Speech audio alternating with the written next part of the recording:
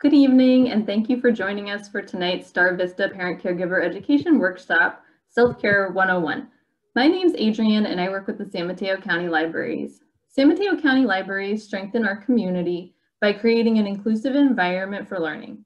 While we can't meet together in person at this time, we hope that these collaborative workshops will continue to foster community among families during this unprecedented time.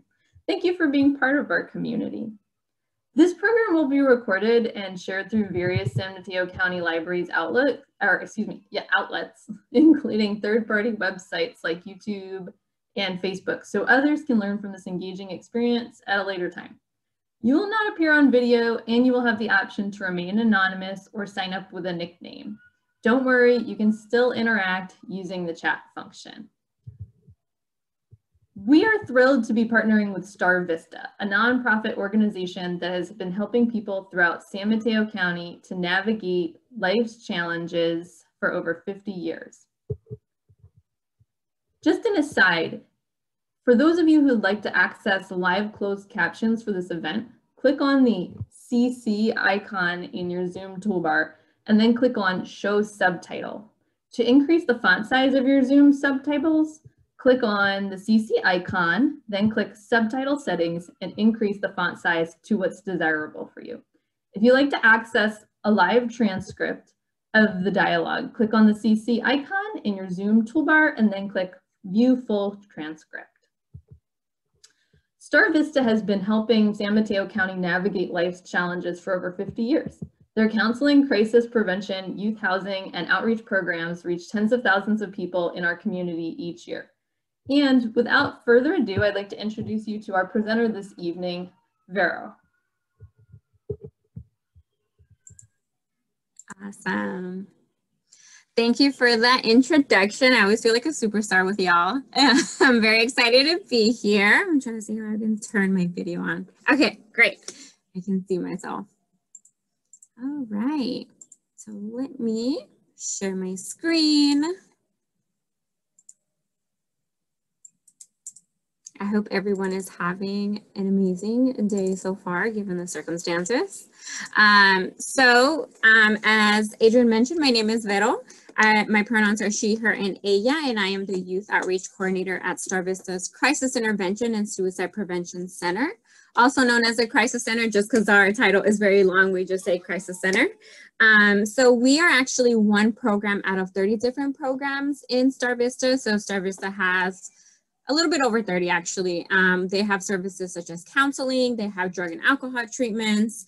We also have enrichment classes, and then we have crisis intervention, which is where I work. So at the Crisis Center, say there is a crisis in the community or at school, maybe students who are having suicidal thoughts, our mental health clinicians will go out and provide support to the individual or to the person in crisis, or provide support to those who have been affected by the potential suicide.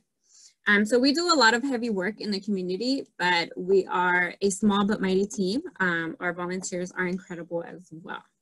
And so today we're actually going to be talking about self-care, which is something I'm a parent, I myself don't do much of, and I'm sure that all of us are taking care of our little ones or our children or maybe even pets. So we are going to talk about how to focus on ourselves and how to take care of us. And if at any point you have any questions, please add them to the Q&A. You will not interrupt me. I'm pretty good at bouncing back, which is great. So like I mentioned, I work at the Crisis Center. Our direct number to our hotline is 650-579-0350.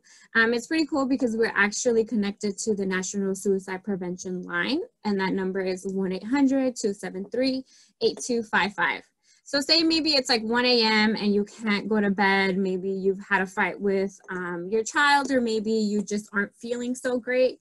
You can totally call us at 650-579-0350, and you will be connected with someone, with one of our volunteers who are very, very incredible. We're open 24 hours a day, so you can call at 1, 2, 3 in the morning. Someone will always be there to support you. And then we also have another service, which is the Team Chat service. This is onyourmind.net. It is peer-to-peer counseling. So this is more geared towards students or maybe your children. Maybe you have nieces and nephews who can benefit from this. So here they log into this website Monday through Thursday, 4:30 to 9:30 p.m. And they'll be able to speak to another student from the high school from the county of San Mateo. There they'll be able to talk to someone closer to their age. Maybe they'll be able to open up about what's really going on and get that support they really need. So utilize that website. I work so hard on that website along with my coworkers. It is a really great tool for teens. Another program that we have is the Health Ambassador for Youth program. This is an incredible program for youth 16 to 24 years old.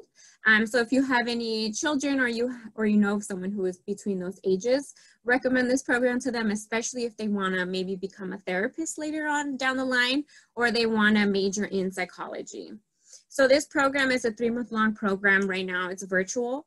Individuals will learn about their mental health, other individuals' mental health, and how to support themselves and others as well. After 3 months, they will go out and present about what they've learned, or they could assist myself or other coworkers in different presentations throughout the community. Once they reach 3, they will get a beautiful $700 stipend, which is a great amount of money for doing something so incredible and so important in the community. Any questions so far? I'm checking the Q&A, see if anyone has questions. If not, totally fine. So the purpose of today, we're gonna offer y'all, or I'm gonna offer y'all a space for parents to really learn about and discuss what self-care actually is. There are a lot of phrases actually that are used instead of self-care, like self-indulgence or treat yourself. We're gonna go over all of that stuff. And we're also gonna offer resources or maybe different alternatives that y'all can try to really take care of yourselves. So we're gonna talk about stress. So right now we're actually living in a very, very stressful time. But to get down to the basics, stress, what is it? So at the most basic level, stress is our body's response to pressure from a situation or life event. But stress is very normal, so it's a normal part of our life. And in small doses, stress can actually be really, really helpful. It can help you meet daily challenges and motivate you to reach your goals. So examples of good sources of stress is maybe riding a roller coaster ride, getting that adrenaline, facing your fears, or maybe putting yourself up for a promotion, right? Maybe you're a little bit stressed about asking for that manager position that you've always wanted, but that stress makes you work a little bit harder. Or maybe even going on a first date, right? Maybe you haven't had a partner in quite a long time and finally you're like, oh, it's time to get out there. So going on a first date will make you a little bit stressed, a little bit nervous. You get those butterflies in your stomach. But typically it'll help you prepare. Any questions? You're gonna hear me ask that pretty often throughout the presentation. I wanna make sure that I provide space for everyone to ask questions.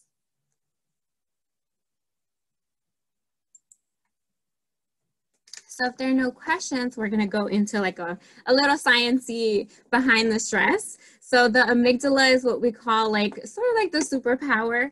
The purpose of the amygdala is to hijack our brain and make a split decision on how to react, right? So for example, this is very useful when we had to survive back in the day when we were hunting and gathering.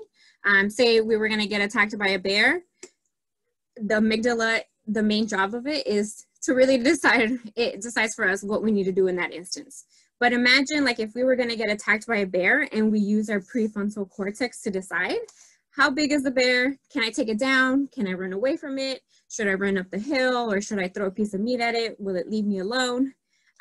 What would be the logical thing to do here, right? But before we even get to that decision, because we're using the prefrontal cortex, we won't have enough time to actually decide, right? It'll be too late and we'd probably be eaten by a bear. So that's where the amygdala comes in. So if we are being attacked, the amygdala will decide for us, like we need to run, we need to freeze, we need to faint, any of those things, which we're gonna get into a little bit deeper in the next slide. So the amygdala has no perception of time and is connected to memory. So another thing to note also is that when our amygdala is turned on, the part of our brain that has logic and reasoning actually gets shut off and is diminished. Any questions?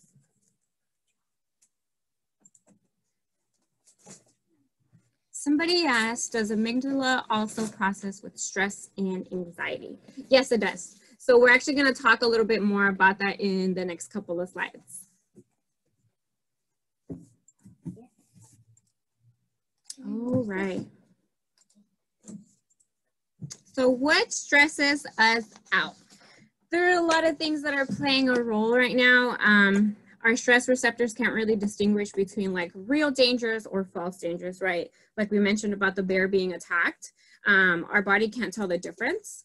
So when we look at the nitpickies of like what actually stresses us out, there's like time demands, right? Maybe reaching a deadline, making future decisions, maybe like, where is my child gonna go to school? Where do they wanna go? Maybe money troubles, especially now since the pandemic, the stay at home. A lot of us are either losing our jobs or our unemployment, or maybe just having our hours decrease as well. And then career stress, deciding what you want to do in the future. I know I was in that boat a couple of months ago. It was not fun. Family disputes as well. And then issues with relationships, right? Maybe partners, your significant other, your spouse, anything like that. Other things are personal health and health of family members. Social media and the news. Right now, there is a lot of information on social media and news that's kind of scary, so that definitely increases our stress levels. And then as parents juggling everything, that is a huge like stress factor, right?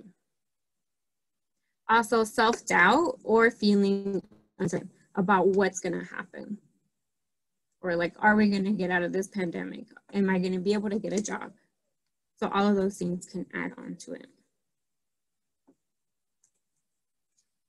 Any questions? All right. So now that we think about how stress appears in our everyday life, I think that we can all agree that there usually isn't one stressful event that might occur in our everyday lives, right? Sometimes it's like a whole bunch of series of events really mounting up. So that means that adrenaline and cortisol is actually rushing through our bodies several times throughout the day, which over time is unhealthy for our system. So when humans are actually under stress, even if it's just for a short period of time, there are different ways that we actually react to this stress. And it could be physical, mental, emotional, or behavioral, right? So you might look through the categories that we're going to discuss right here on the screen. And then really think about like, what is it or what does my body do in order to show that I'm actually really stressed out, okay? So different examples for body is maybe you're feeling fatigued, you're very tired, you're experiencing a lot of headaches, or maybe you feel like a tightness in your chest. You can get skin irritations as well. I know when I get really stressed out and anxious, I start to get like little hives all over my body, and then I just scratch and scratch until I realize that like, whoa, I need to take a step back and really take care of myself. Your breathing changes as well. And so your mind can start worrying quite often. You could have negative thoughts, and then your judgment won't be as clear, right? And then behavior, using drugs or alcohol, so substance use, maybe your appetite is changing, you're feeling restless, or you're not able to sleep at all. Or maybe you're oversleeping. So changes in sleeping patterns. And then emotions, maybe feeling like you aren't confident in yourself, you don't feel good enough, maybe you start experiencing some depression, irritability, or some apprehension. So I actually have severe depression, and there are days where my stress levels just get so high that that depressive state that I'm in just amplifies even more. And it's really hard for me to get out of that state. So thanks to service, I've actually learned a lot of techniques to help me get out of that depressive state. So like we mentioned, stress is a normal part of life that benefits us in many ways. But when we start experiencing a lot of these symptoms or a lot of these signs together or back to back or all at once, we really need to take a step back, like I mentioned earlier, and really figure out like what needs to be done or what can I do to fix this.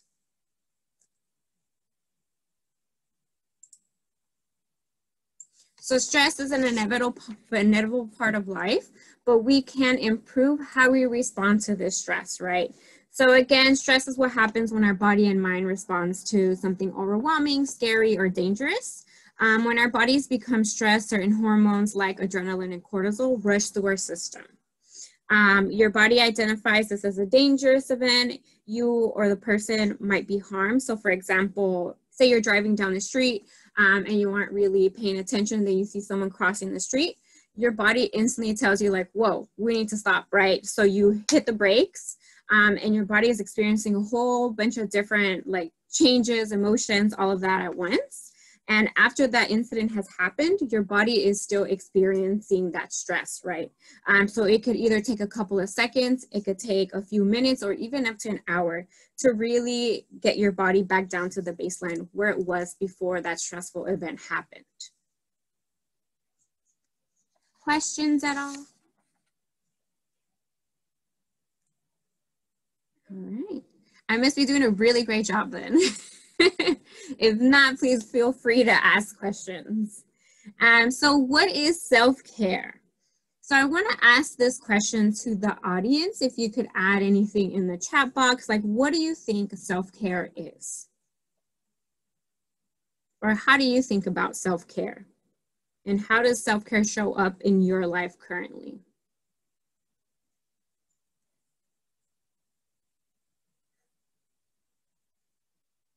If you'd like to share, you can put it in the chat box. Someone mentioned exercise. Yes, that is a really great way to take care of yourself, right? Exercising, maybe taking a walk. Someone said sleeping 7 to 8 hours. That is amazing. I wish I could get that much sleep. Someone else mentioned making time to exercise, go outside, hiking, hydrating. Definitely, right? So making sure that your physical needs are met and emotional needs as well. Eating good food, definitely. I love the participation. So now my next question to y'all is, do you all do any type of self-care? Like, do you take time out of the day to really focus on you and ground yourself? And if not, it is totally okay. This is why I'm here, provide you information and different tools that y'all can use. I know before I started working at Star Vista, I had no sense of self-care, but now I make, or at least I take 2 minutes out of the day, every single day, to really sit by myself in the room with the lights off, maybe with one of my animals, a dog or maybe my bird, and just really relax. Someone mentioned learning to say no and make your boundaries clear. Exactly. So that's something that we're going to talk about later on as well. Someone mentioned at least taking a break away from the screens to eat lunch. Yes, I'm so glad you brought that up. So a lot of us eat at our desk or eat at the computer. Just really stepping away from the screen and just enjoying the lunch, really looking at the different colors in your lunch could really help you de-stress. Breathing, exercise, prayer, knowing when to take a break. Yeah, knowing when to say no and like setting those boundaries. I love it. Another chat. Someone mentioned, no, not always. Sometimes it feels like I ran out of time in the day. I definitely feel that. I always tell my mom, like, I don't know how you all did it with all these many kids. Like, y'all are incredible. I wish I had 48 hours in one day so I can get everything I need done out of the way. Thank you all so much for your participation. Let me see that I answered all these. All right. So self-care is being intentional, right? That is a key word, intentional, about checking in with our own needs and making the time and space to meet those needs. So everyone's self-care is going to look very different because we all are very different. We have different needs at different points in our lives, but intentionality is very key here. Hence why it is underlined. And I thought it was bolded, but I guess it's not, but it's very important still. So life happens and we get caught up in our to-do list and other obligations to work, to school, to family, to friends, etc., right? And so we can easily give and give until we're burnt out and stress feels super overwhelming. So self-care is about how we take our power back in those hard times.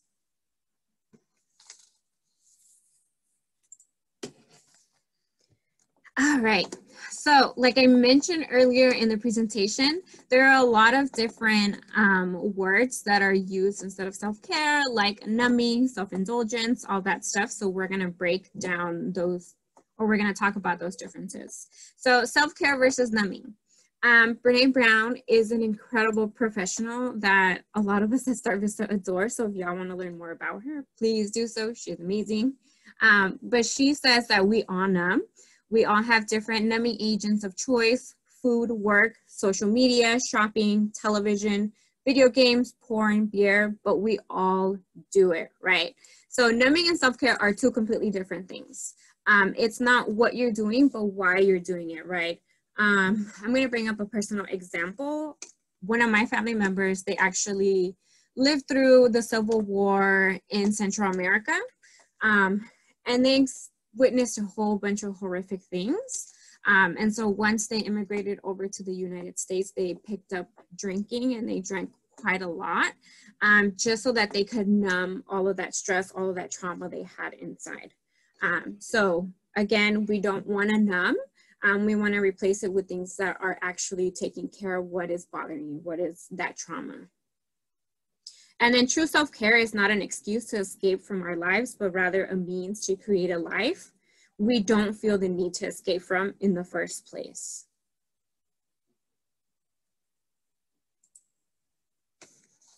So now we're gonna look at the difference between self-care and self-indulgence. There are very big differences. So self-indulgence is self-care without boundaries, right? Treat yourself. I love this scene from this show, so I hope y'all are enjoying this. Also, self-indulgence only provides short-term happiness. And then self-indulgence can also often consume our time, mental focus, and finances, right? So maybe you say, I'm gonna treat myself and go on a shopping spree, right? Your paycheck is being affected, your bank account is not gonna be so happy, and maybe say you don't have enough money to pay the bills, right? So that is spending or self-caring for yourself without any boundaries. Any questions?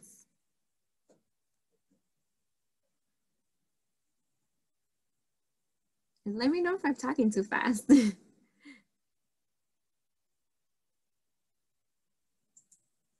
right. So now we're gonna get into self-care, right? What are the different types of self-care? Been talking about this the whole time, but what is it, right? So it's important that we consider the different elements of wellness when thinking about and practicing self-care. So the presentation I did last month, Mental Health 101, we have the wheel of wellness on there. So if y'all want to go back and look at it, please do so, because this directly correlates with this presentation.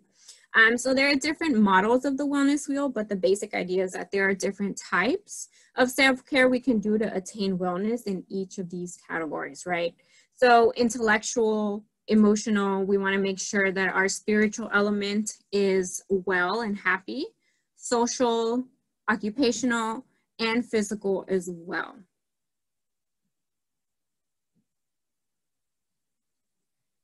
Any questions?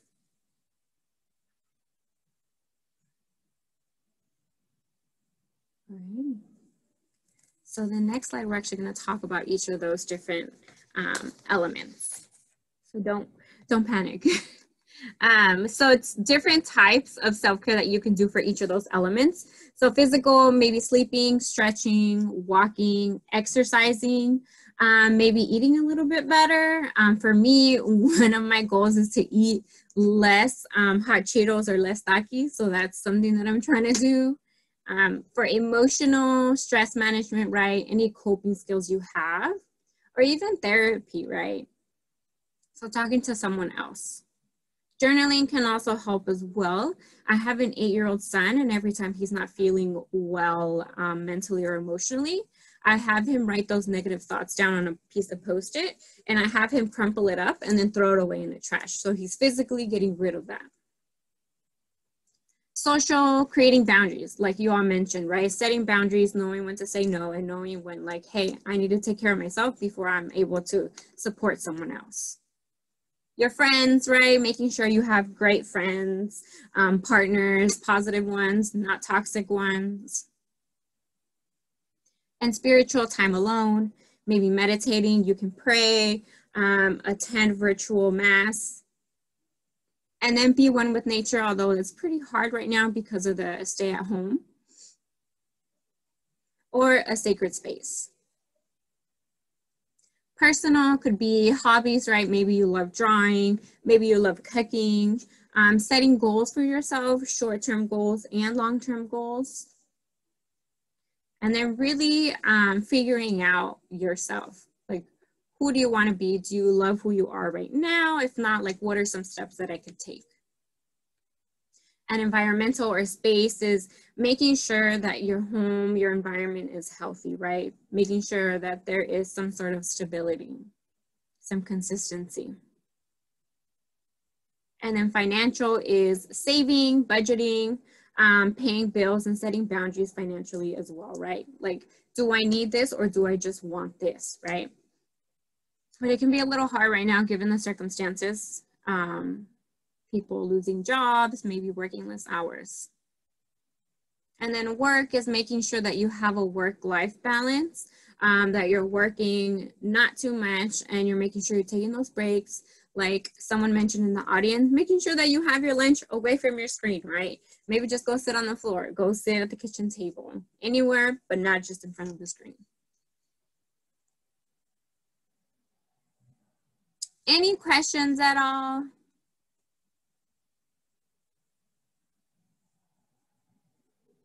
Alrighty. So here is a 30-day parent self-care challenge.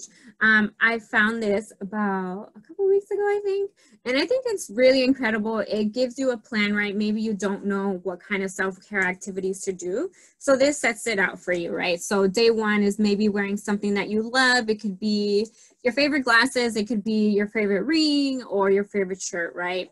Other examples are remembering that you need to take care of yourself. Appreciate your body, maybe going to bed early, although I know for some parents it can be really hard to go to bed early, but just trying to get even 5 extra minutes is great. Someone mentioned there is great satisfaction in completing goals. I see this really tying into self-care. Definitely, right? So completing small tasks, they can make the difference. Thank you for adding that. No matter how big or small. You could write in your journal. You could also play music, set up a relaxation area, or say no to an obligation, right? Setting those boundaries again. Reconnect with friends. Something that I love to do is whenever I'm feeling a little bit out of it is that I text one of my best friends and I'm like, hey, I'm thinking about you, I miss you, right? Just like a quick text can really make the difference. Rediscover your inner child. Maybe you used to love jump roping. Maybe you used to love making friendship bracelets, all of that jazz. Try it out, right? And then get inspired, maybe talking to other people who have gone through life very differently or who grew up in different cultures, backgrounds, all of that. And then meditate. That's also a really great thing to do. Although in my household, it's really hard to do since it's always really loud. Any other suggestions, comments, questions, anything? And I believe you all have this on the website, so you can totally access the PDF version of this presentation. And if you just want to print this slide out, go ahead. It would make me very happy. And I also sent the self-care inventory list to Nicole. I believe other folks at the county library have it as well. So this is a really great tool for you to really see what aspects of the wellness wheel do you really need some more love and support in, right? So it's like a 2-pager, I think. It asks you different questions on like self-care for physical, for emotional, for social, and psychological. So it's a really great way to see like, do I actually do self-care? Do I need to do more self-care? Or am I just not doing it at all? So if you all want, you can totally do this at home on your own, or maybe with your family or your partner, whatever or however you want to do it.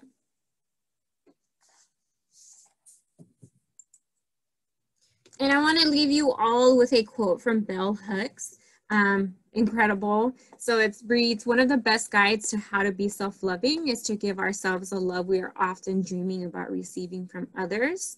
There was a time when I felt lousy about my over 40 body, saw myself as too fat, too this or too that, yet I fantasized about finding a lover who would give me the gift of being loved as I am. It is silly, isn't it, that I would dream of someone else offering to me the acceptance and affirmation I was withholding from myself, right?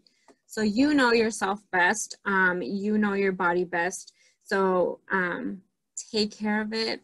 Our body is our temple, right? It is everything, so we need to make sure that we are taking care of it spiritually, mentally, emotionally, everything.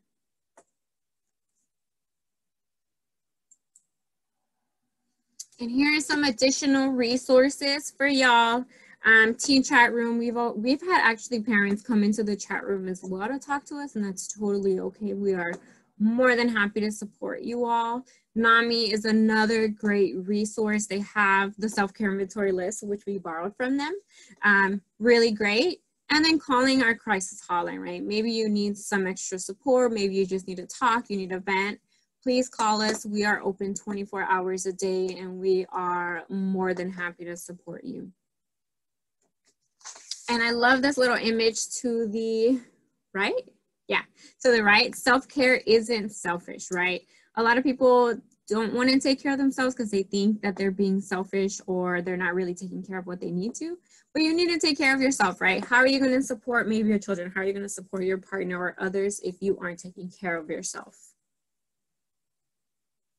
And other different apps that I like to mention are Headspace, Simple Habit Meditation. There's also Calm, and then there's also Stop, Breathe, and Think Meditation and Mindfulness, and then the Mindfulness app. So there's actually a lot of resources out there to help you really take care of yourself, right? Provide that self-care that you need.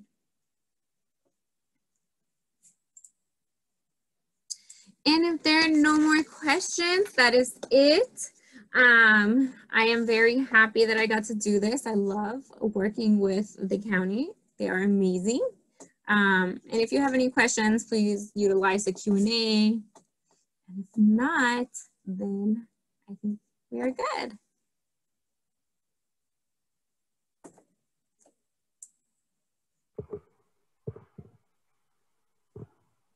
All right. Well, thanks, Vero. I learned a lot. I'm sleep training my son right now, so I'm super stressed. I was like, I want to do those things. Oh, it looks like there's something in the chat. Oh, it says, this was a fun presentation. Oh, yay. Cool. All right, and I just an aside, I wanted to let everybody here know that the library actually offers Calm to all of our patrons with your library card. You can access this via our website, which is smcl.org. There's another question in the chat, Vero. Do you want to address that? Yes, I was just typing the answer right now, but I'll answer it out loud. So the question is how to practice self-care when you have children. I'm also taking care of an elder parent. So I actually have an 8-year-old son, and I'm also taking care of my niece and my aunt who's like in her 80s. And it's really hard to find time, but I always make it a point to actually take like 2 minutes out of the day, even if it's like at 1 in the morning, right? I sit down, I grab a journal, and I just start writing. So even if it's 2 minutes or even a minute, that will make the difference for you. So maybe finding a time when everyone is sleeping, or maybe waking up really, really early, or, you know, just setting a timer, letting your children know like, hey, I need like a minute, right? If they're able to take care of themselves, because you don't want to leave them unattended. I hope that answers your question.